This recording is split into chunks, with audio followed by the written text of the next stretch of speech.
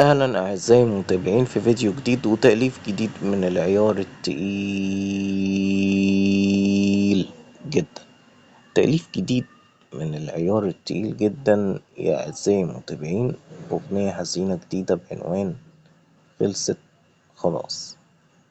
أنا الأغنية الحزينة دي كنت أعلنت عنها امبارح إن هيتم العمل على إنشائها، والنهاردة إحنا بنصور الفيديو بتاعها، بنصور فيديو الإصدار النهاردة، وإن شاء الله يتم الإصدار النهاردة كذلك. أعزائي المتابعين، الأغنية الحزينة دي أغنية حزينة جميلة جدا، تتكلم عن الحب وما بعد الحب وكده يعني.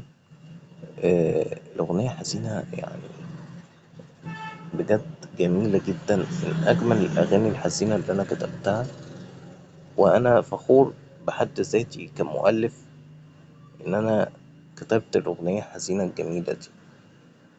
وحتى هقرا لكم حتة كده من الكلمات: خلصت خلاص، انتهت القصة، بس كانت النهاية مرة، بالمعنى الحقيقي كانت صعبة، وخلاص انتهت ومفيش جديد.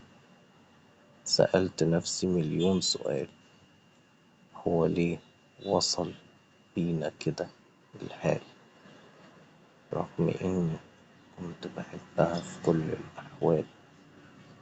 النصيب صمم يفرقنا من غير سبب.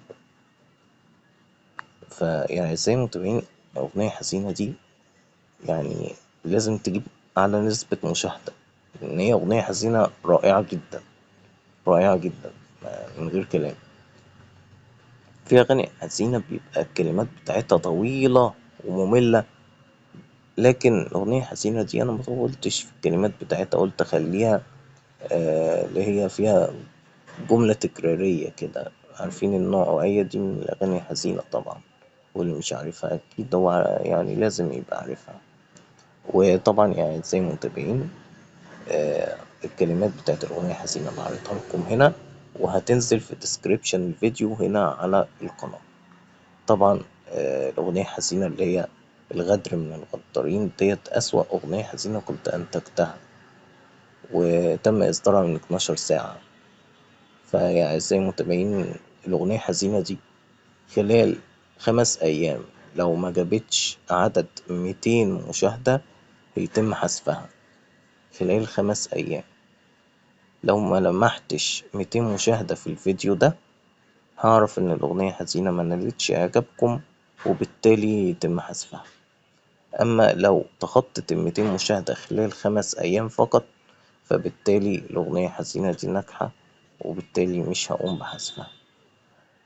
طبعا يا أعزائي المتابعين، إحنا لسه ثابتين على رقم 147 مشترك. ياريت يا أعزائي المتابعين نزود اشتراكاتنا في القناة علشان نوصل ل1,000,000 مشترك.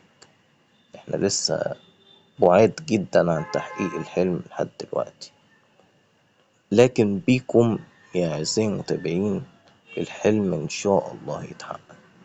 أشوفكم في فيديو جديد يا أعزائي المتابعين، حبايب قلبي، مع السلامة.